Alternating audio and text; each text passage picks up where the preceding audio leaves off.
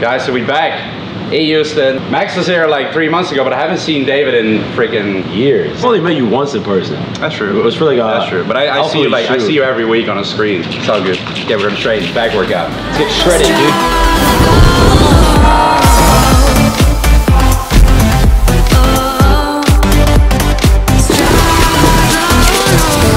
Me and David are gonna share 3 things with you guys that we wish we knew before starting our businesses.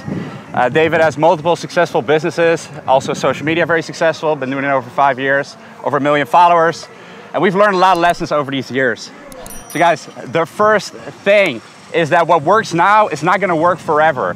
And an example of that, you know, when I started Instagram, 6, 7 years ago, I was just posting photos. Like video wasn't really a thing on Instagram, right? Just like on YouTube and the other platforms perhaps. But on Instagram, just photos. And then Instagram really changed the algorithm. And now Reels are doing really well, videos are picking up. You can't post a photo anymore. I mean, you can, but it gets no engagement. Yeah, some people are staying stuck to what they used to do because that worked back in the day. And you see there were a lot of influencers. That's why they die out, because they don't adapt. Yeah, and the same thing with YouTube content, where when I first started making videos, I made a variety of videos, and the ones that worked well were I would go in the streets and approach girls back when I was living in Boston, and those, I kind of built the channel on those, but at some point, whether it's because people got used to seeing them from me or people got used to seeing them in general, like, you'll notice it's good to double down on something if it's working well. If there's a certain reel you're posting is doing well, post more of that reel, grow your following faster. But when you notice, hey, this isn't hidden anymore, you have to pivot. You have to start to experiment. You got to be okay taking like a little short term. I say you got to take the short term L to get the long term W. You got to be okay trying different things in the short term to find what's the next wave I can ride. You better off running with the bulls and running with that bullshit. Hey. You better off running with the bulls and running with that bullshit. Knock it out the park while I'm sitting in the bullpen. I'm too ahead of my time. You couldn't bet on my line. Can't do it better than mine. I pin the rhythm and die for every nickel and dime. Think that I'm sick in the mind. No way. We're talking about Ibiza 2018, I'd say. It was so shredded. We were wondering if he was a fake natty at that time. It was like such a crazy transformation. Peak genetics, ladies and gentlemen. Peak genetics. What's the motive? Oh shit, like I know you could only notice. High throat, it's beat like it ain't nothing. Concrete shoes, dance in the ocean. Drinking tea with an educated baddie with an ass like a mama's in the brain like a daddy's. And she ride like a netted, I can net it to my bed. I guess that was a great workout there. Now, David, what is the second thing that we wish we knew when we started our business? Momentum over perfection. Because I know when I wanted to get started on YouTube, I was intimidated because I saw dudes like Casey Neistat. I was actually Max back in the day too, and they had all these cool transitions and big cameras. And I was like, well, I can't do that. So I put it off for like years. When I wanted to get into making a clothing brand, I was like, I don't know how to make clothing. And what I've realized over time is that just getting started and getting momentum in your favor is the most important thing, because you can't leap from like level 0 to level 3. Like first I had to make really bad YouTube videos where I didn't know how to talk to the camera. I didn't know this camera settings. And then little by little you figure out how to get a little charismatic, how to do the camera setting, where to put the camera, you know, how to measure the sleeve the right way on the clothes. And then before you know it, a year, 2 years down the line, after making a bunch of mistakes, that momentum kind of carries you past those mistakes. Right on, man. And you see a lot of people that are starting a business as well. They want to have all these, like, this perfect business plan, and then they never actually take action. Or when they do, the business plan is outdated, right? Because, you know, the world moves so fast. So it's like we were talking about earlier. Exactly, you take the perfect Instagram photos, it doesn't even matter anymore. Exactly, man. And like for me as well, like writing My Shredded Lifestyle best-selling book, there is a couple spelling mistakes like in the book actually, which like right now, like I probably wouldn't like do that. Yeah. But we were like, we got to get this book out. We're gonna do whatever it takes, and we worked so hard to make it happen. And we were like, we're gonna take this action. We're gonna do it, even though we've never done it. We self-published the book, right? You've done it as well. Yeah. Correct. Yeah. So.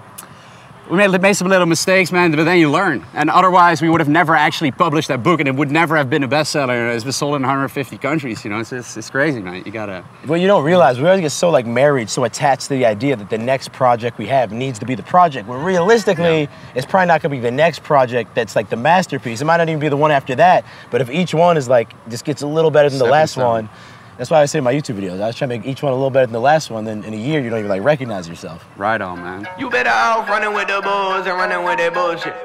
Yeah. You better off running with the third thing I wish I knew was that I should not have been comparing myself to people who were like super successful and I'd been following for years, because when I was just getting started, that seemed out of reach. It seemed like I'm never gonna get there, and that kind of demoralized me. And at the same time, sometimes I'd be comparing myself to like old friends who weren't doing anything with their life and they were behind where I was.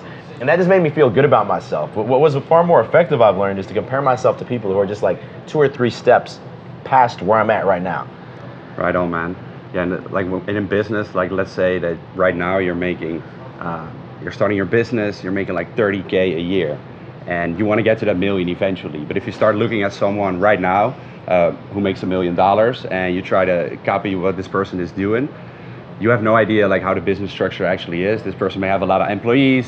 It's just completely different. So instead of doing that, compare yourself to someone, in this case, who has maybe like 120K a year, who's right above that goal that you want to reach, and take advice from that person because he's done exactly what you want to do, and you'll probably be able to reach this person.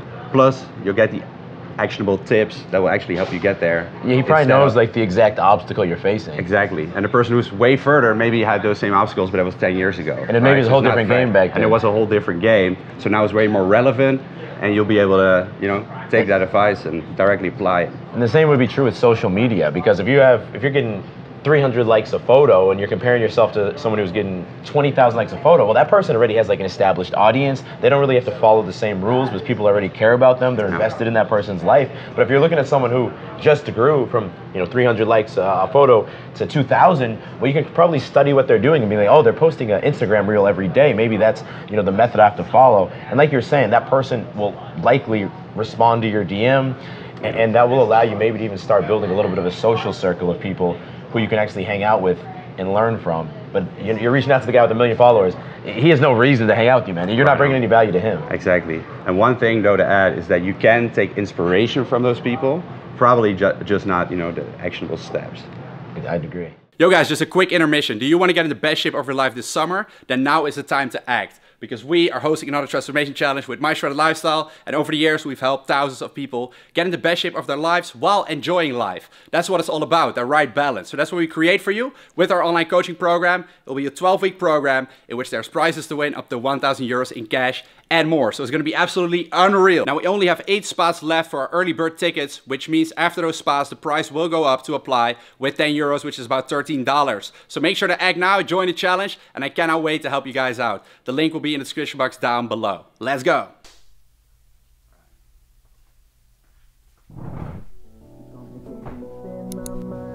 Right, man, you ready, bro? What's going on?